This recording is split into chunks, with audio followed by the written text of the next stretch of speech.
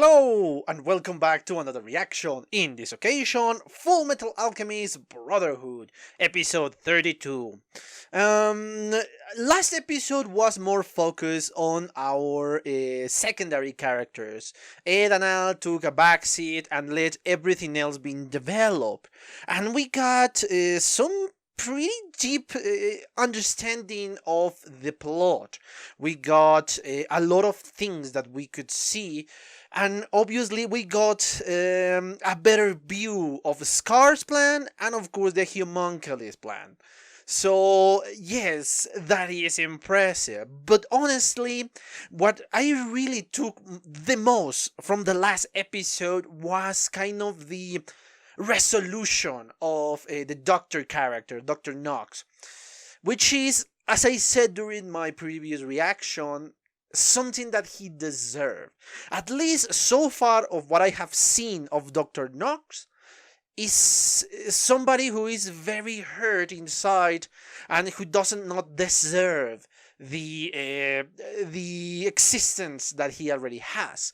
And obviously some of you let me know that in the manga we got even deeper within the explanation of Dr. Marco, and honestly the explanation only makes me like him more, a lot more. And yes, for me to say yes, these guys deserve that. And yes, after I finish this series, after I stop reacting to the series after the last episode, I'm going to read the manga because that really is fascinating, really is amazing.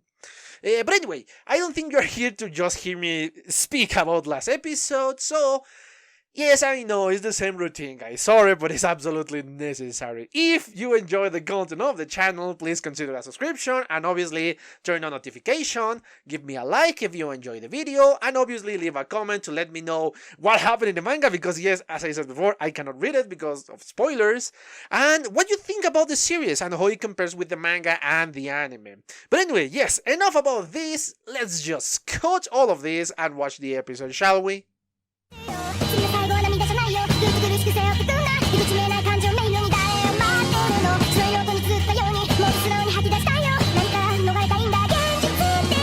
Okay, I'm back. I just watched a second time the 32 episode of the series.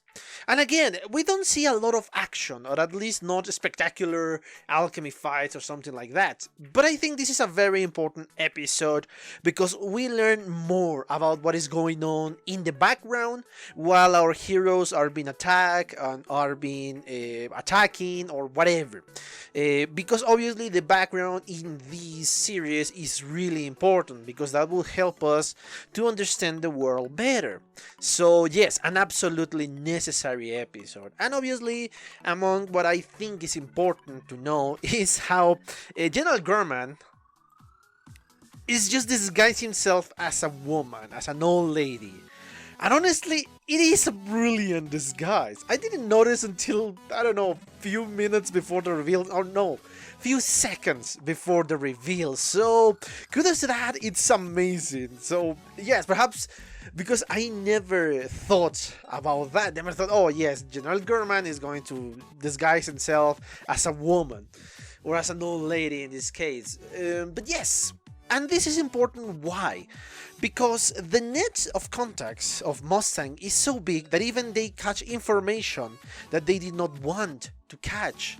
So yes, I love this net of informants and informators of Mustang that really is important for what he can do or he will do. And obviously all the information that Mustang himself is able to gain is helping his cause, but he only must let said information be known to the people he trusts. And this is also important because, again, it's a little bit deeper in understanding of characters.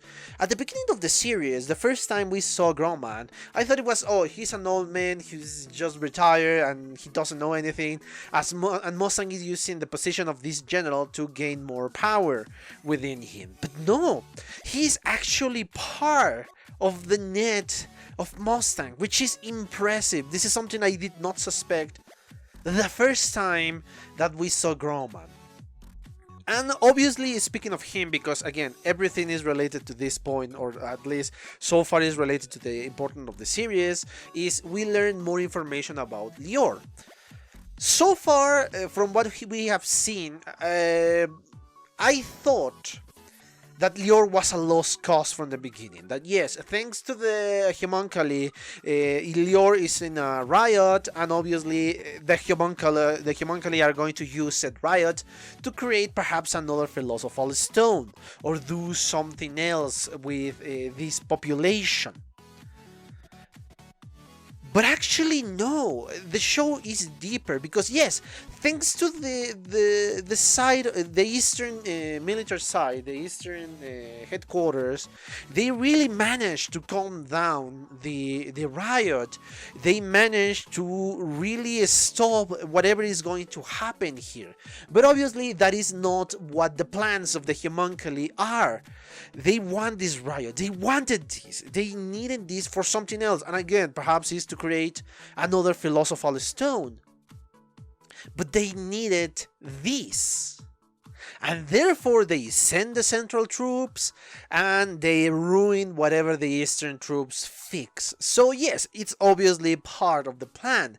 And we start to see how the generals or the higher-ups in Central really try to recruit as many people as possible because they needed more men, they needed more generals, so they can control more people.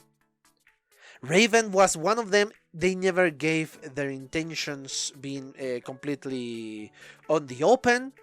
And obviously he was rejected, and the people who reject this opportunity was just put in some faraway place so they cannot be a bother to them.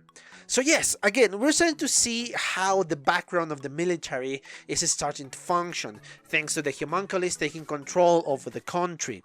And obviously promising these generals, I don't know, immortality or something, or power beyond their imaginations. But obviously, I don't think they even care about them. They're going to be sacrificed in the end for another philosophical stone. That's what I think. So yeah, they are just delusional to believe that they are going to survive and they are going to be fine in the end. But obviously that is not the full episode, that is just part of the episode. And as I said before, thanks to the huge net of information of Mustang, we now find, or at least the Elric brothers find the location of the little girl, Link. And they know that she is going to the north part of the country. This is important because from what we have seen in the episode, we have several groups here. Obviously, the Crimson Alchemist is after Scar and after Marcos. I believe that Scar is obviously making a diversion. He is just a decoy, so they follow him to the west and they leave Marco and the little girl, Link, alone.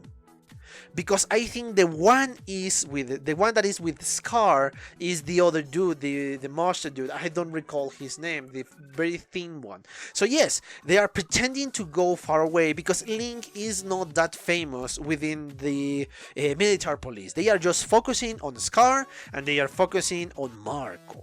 Obviously because the homunculi want Marco alive and they want Scar dead. So yes, this is a fascinating point of view that yeah, Scar is making a diversion so Marco can understand and read the scripts that he left in the north without being in a hurry.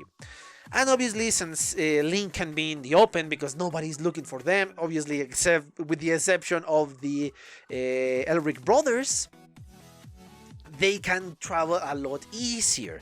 So that's what I am suspecting. That's what I am thinking that is going on. Which is very smart from Scar, and yeah, it's interesting to see just how far Scar is willing to go to achieve his goals. But, and here is a big one, I think Kimberly is starting to suspect that he is causing a diversion. He is not entirely sure of what, I don't think he's entirely sure of why, but obviously his orders are just kill Scar and get Marco back. In the moment he figured out that Marco is not with Scar, that is when he is going to be full on rage and is going to be after Link. I guess. I don't know. Again, this is my suspicion because this guy, from what we have seen in this episode, is very, very observant and very, very intelligent. Because, yeah, come on, he's a state alchemist. But besides that, obviously, what we have seen in the episode also helps that theory to hold. And now, the last part. Obviously, the Elric brothers are again kind of in the background, but we got a little bit more information for them. I think it's more specifically for them. Because so far they have seen King Bradley as this ruthless man. Yeah, at the beginning like an old man, but obviously they understand that as a facade. But now they have seen him thanks to the son, the adoptive son of of King Bradley. I don't know what I was thinking about General, but anyway.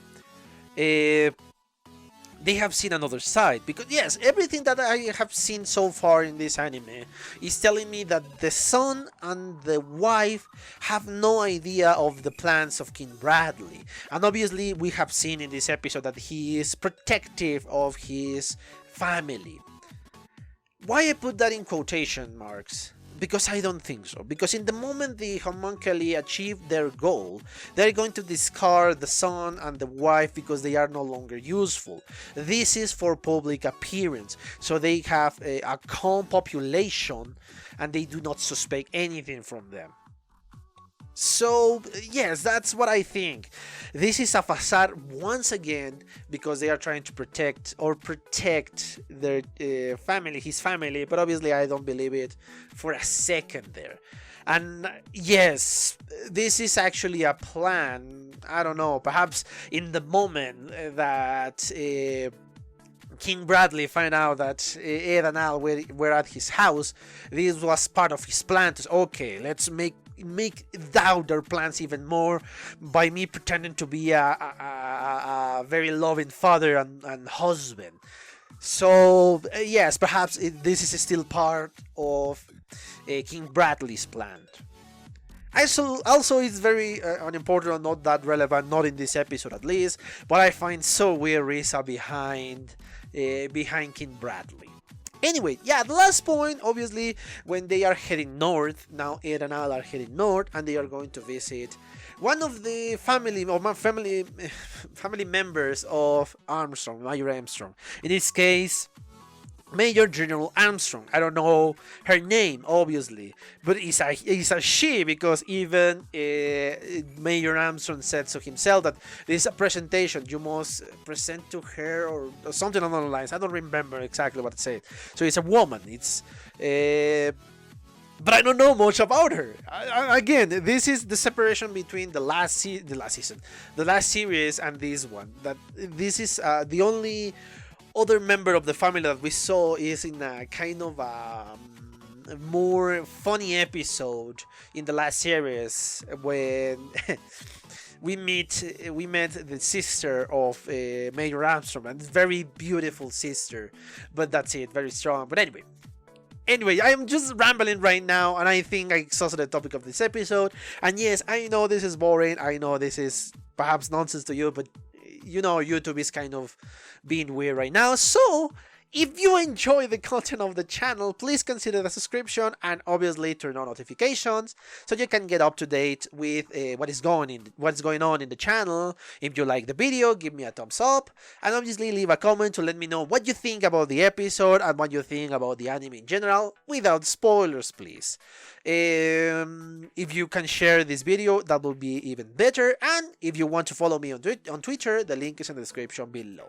Anyway, yes, I think that's it. I hope you enjoy it, and thank you for your attention, and see you on the next one. Bye. Okay guys, I hope you enjoyed that video, and if you did, give it a like so the algorithm from YouTube will help me out. And check my other videos, share them, and also why not subscribe to my channel and join this community. And as always, I want to thank you for your attention, your likes, and even your dislikes, your comments, which is something I always look forward to read. And yeah, once more, Thanks, and see you on the next one.